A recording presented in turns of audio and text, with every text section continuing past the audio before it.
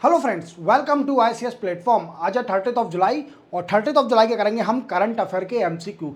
Lecture start करने से पहले चैनल को सब्सक्राइब और बेल आइकन प्रेस करना ना भूलें और वीडियो पूरा देखें। चलते अपन first question, who become new governor of Jharkhand in India.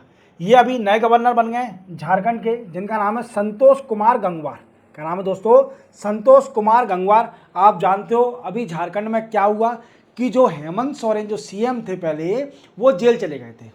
ED के द्वारा उनको पकड़ा गया था कुछ करप्शन केस में। अब वो जेल से छूट के आ गए हैं और डायरेक्ट उनने अपना ऑफिस एज्यूम कर लिया चीफ मिनिस्टर का। इसी के साथ अब झारखंड के गवर्नर भी चेंज हो गए हैं और नए गवर्नर बन गए संतोष कुमार गंगवार। नाम याद रखना। चलते अपन नेक्स्ट क्वेश्चन पर। नेक्स्ट क्वेश्चन है, which city is hosting foreign minister quad meeting. देखो आप जानते हो कि क्वाड क्या है? ग्रुप है। पहले तो आप क्वाड को जानिए। क्वाड क्या है? ग्रुप है। Group of 4 country.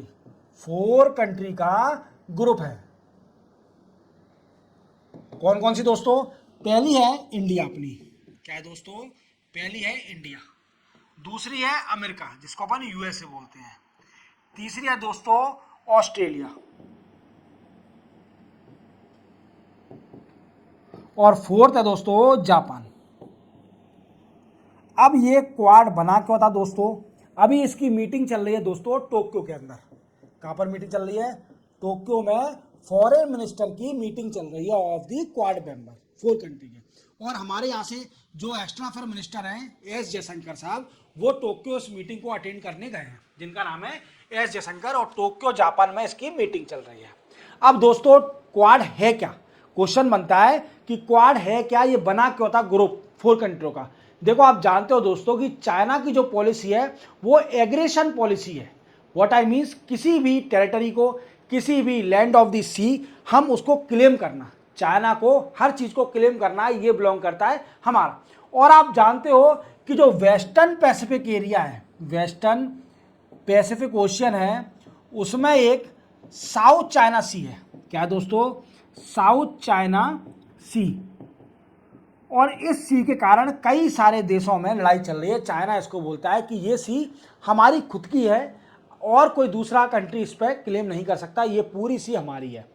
और चाइना को एग्रेशन को रोकने के लिए, कंट्री करने के लिए ये क्वाड बना था, जिसमें 4 कंट्री ने बनाया था, India, Australia, Japan and America. ये चाइना की कंट्री पॉलिसी को, पूरे जितने भी एग्रेशन पॉलिसियों से कंट्री करेंगे।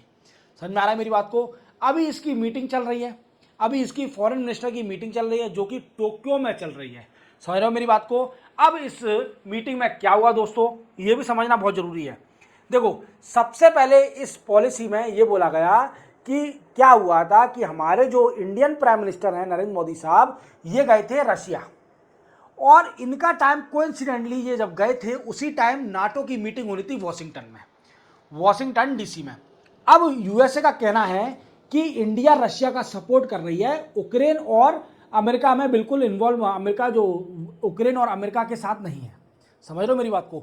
अब क्या हुआ, इंडिया ने बोला कि we are neutral country, we never support the Russia और द यूक्रेन। हम कभी किसी का सपोर्ट और किसी के अगेंस्ट नहीं है। दोनों कंट्री के बीच में जो भी वार चल रहा है, हम हमेशा न्यूट्रल रहना चाहते हैं।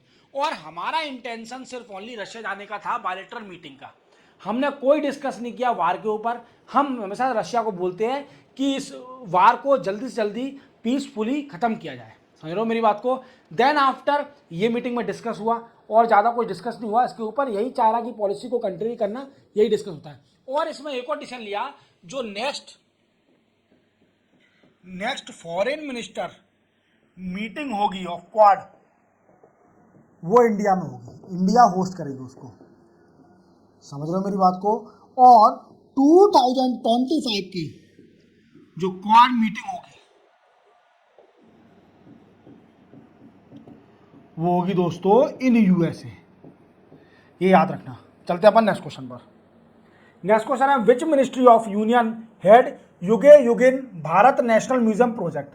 देखो क्या है दोस्तों, ये वर्ल्ड का सबसे बड़ा म्यूजियम खुला है हमारे इंडिया में, वर्ल्ड बिगेस्ट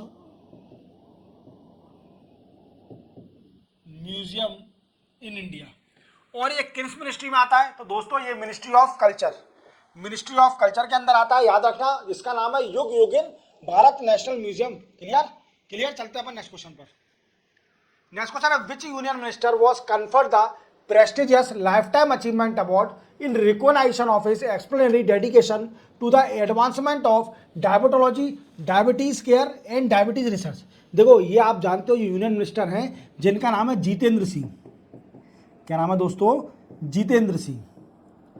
और सॉरी मैं इनके आगे डॉक्टर नहीं लगा पाया, डॉक्टर जितेंद्र सिंह। अभी इनको अवार्ड दिया गया है life time achievement award, prestigious life time achievement award. अब किस लिए? तो ये क्या है, इनकी जो डायबिटीज़ केयर के ऊपर, डायबिटीज रिसर्च के ऊपर और डायबिटोलॉजी के ऊपर रिसर्च करी थी इन्होंने बड़ा अच्छा काम किया है, तो इसलिए इनको लाइफ टाइम अचीवमेंट अवार्ड दिया गया है, prestigious life time achievement award. किसको? डॉक्टर जितेंद्र सिंह को। इनका नाम याद रखना। क्लियर, चलते हैं next question. What percent of digital payment has rise by March end 2024? देखो आप जानते हो फोन पे चलाते हो, पेटीएम चलाते हो, कई सारा क्रेडिट कार्ड यूज करते हो, डिजिटल पेमेंट करते हो। क्लियर। अब क्या होता है कि हमारे इंडिया में डिजिटल पेमेंट की ग्रोथ बढ़ती जा रही है और ग्रोथ चेक करने के लिए आरबीआई ने क्या किया था, एक डिजिटल पेमेंट इंडेक्स 2018 में स्टार्ट किया था। मैं फुल फॉर्म लिखता हूं, डिजिटल पेमेंट इंडेक्स 2008 में स्टार्ट किया था। इस इंडेक्स के जरिए बताया जाएगा कि इंडिया में कितनी ग्रोथ हो रही है डिजिटल पेमेंट की। तो अभी पता करा गया है 12.6% ग्रोथ हुई है डिजिटल पेमेंट की बाई मार्च एंड 2024 तक। मार्च के एंड तक 12.6% डिजिटल पेमेंट की ग्रोथ हुई है। और आप समझ लो आजकल क्या है, हर आदमी फोन पे पेटीएम चलाना सीख गया है, तो क्या है डिजिटल पेमेंट का ग्रोथ हो रही है। और जेब में पैसा कोई नहीं रखता यार, आजकल हर कोई डिजिटल पेमेंट का यूज़ कर रहा है, मोबाइल सबके पास है, तो हर जगह अवेलेबल है, क्यूआर कोड अवेलेबल, तो इजीली करता है डिजिटल पेमेंट, तो डेफिनेटली बढ़ना ही है। ठीक है, चलते हैं अपन नेक्स्ट क्वेश्चन पर। Name of INS which reach Saint Petersburg for Russia navy day celebration. देखो रशिया ने अपना नेवी डे सेलिब्रेट किया है और वो है 328 नेवी डे, मतलब 328 साल हो गए नेवी को सेटअप हुए रशिया में। और इसके लिए इंडिया ने अभी अपना एक नवल से भेजा है, ठीक है, उसका नाम है दोस्तों आईएनएस तबार। आईएनएस तबार गया है सेंट पीटर्सबर्ग रशिया में, और वहाँ पर जो पार्टिसिपेट करेगा उसके अंदर जो नेवी का सेलिब्रेशन चल रहा है कि 328 ईयर हो गए इसको सेटअप हुए नेवी को, तो ये बहुत बड़ा अचीवमेंट है। तो अपना इंडिया भी गया इसके संग पार्टिसिपेट, रशिया पार्टिसिपेट होने के, क्योंकि रशिया हमारा दोस्त है। क्लियर, चलते अपन नेक्स्ट क्वेश्चन पर। Who inaugurate unveil commemorative postage stamp of Ramlalla in Laos. देखो लियोस में क्या चल रहा है दोस्तों, फॉरेन मिनिस्टर की आसियान मीटिंग चल रही है। क्या चल रही है दोस्तों? आसियान मीटिंग चल रही है, और इसमें इंडिया हालांकि इसका परमानेंट मेंबर नहीं है, पर तो भी इसमें हमारे एस जयशंकर साहब गए थे, एस जयशंकर साहब गए थे, एस जयशंकर साहब गए थे, और ये फॉरेन मिनिस्टर मीटिंग हुई थी, लॉज में मीटिंग चल रही है। यहाँ पर क्या किया कि इंडिया ने जो अयोध्या में हमारे रामलला का टेम्पल है अयोध्या में, उसके नाम से एक फोटो से एक स्टाम्प पेपर निकाला लॉज में, और किसने? एस जयशंकर साहब ने रामलला का स्टाम्प पेपर निकाला गया कहाँ पर? लॉज में, जहाँ पर आसियान की मीटिंग हो रही थी, और एस जयशंकर साहब गए थे आसियान फॉरेन मिनिस्टर की मीटिंग में। क्लियर, चलते अपन नेक्स्ट क्वेश्चन पर। Who was appointed new chairman and managing director of SIDBI in India? SIDBI का फुल फॉर्म क्या है? Small industrial development bank of India, bank of India. अभी इसके चेयरमैन और मैनेजिंग डायरेक्टर बने नए, जिनका नाम है मनोज मित्तल। क्या नाम है दोस्तों? मनोज मित्तल। और सिडबी सेटअप कब हुई दोस्तों? तो सिडबी सेटअप हुई थी 1990 में by act of parliament, by act of parliament. और दोस्तों इसका काम क्या है सिडबी का? इसका काम है टू प्रोवाइड फाइनेंशियल फैसिलिटी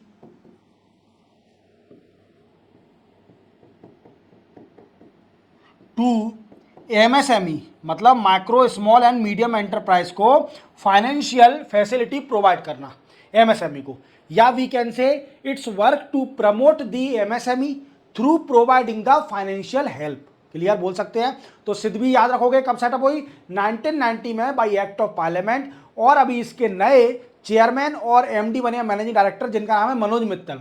अब जब मनोज मित्तल इससे पहले कहाँ थे, तो दोस्तों ये एमडी थे पहले Indian financial corporation of India के, किसके, आईएफसीआई के एमडी जो मैनेजिंग डायरेक्टर थे, और Indian financial corporation of India के, याद रखोगे। चलते अपन नेक्स्ट क्वेश्चन पर। नेक्स्ट क्वेश्चन है which country women cricket team won the women Asian cup title 2024।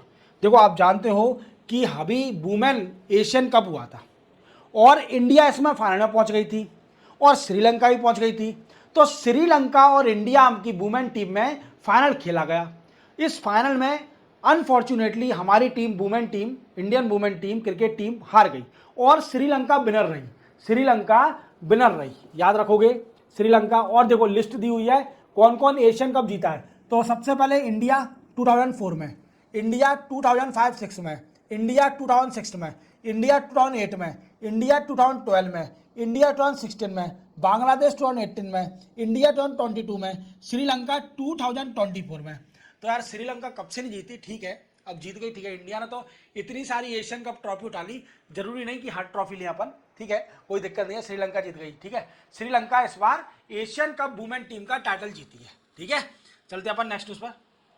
और हाँ एक और बात ध्यान रखना, जो एशिया कप हुआ था मैन का क्रिकेट टीम का, वो भी फाइनल हुआ था इंडिया और श्रीलंका में, और जीता कौन था, इंडिया जीती थी। याद रखना इस बात को। श्रीलंका फाइनल में आई थी और शायद 55 रन पे ऑल आउट हो गई थी श्रीलंका। सिराज ने इतनी अच्छी बॉलिंग करी थी, वो छोड़ो अब बुरा नहीं बातें हैं, ठीक है। Which day is observe as international tiger day 2024। देखो इंटरनेशनल टाइगर डे बनाया जाता है और ये क्यों सेलिब्रेट किया जाता है, इसका कारण है to protect the cat family species. कौन सी कैट फैमिली, टाइगर। ये क्या है, टाइगर को बचाने के लिए ये डे सेलिब्रेट किया जाता है और ये पड़ता है 29 जुलाई को। कब पड़ता है दोस्तों, 29 जुलाई को पड़ता है इंटरनेशनल टाइगर डे, ठीक है, याद रखोगे। चलते हैं अपन नेक्स्ट क्वेश्चन पर।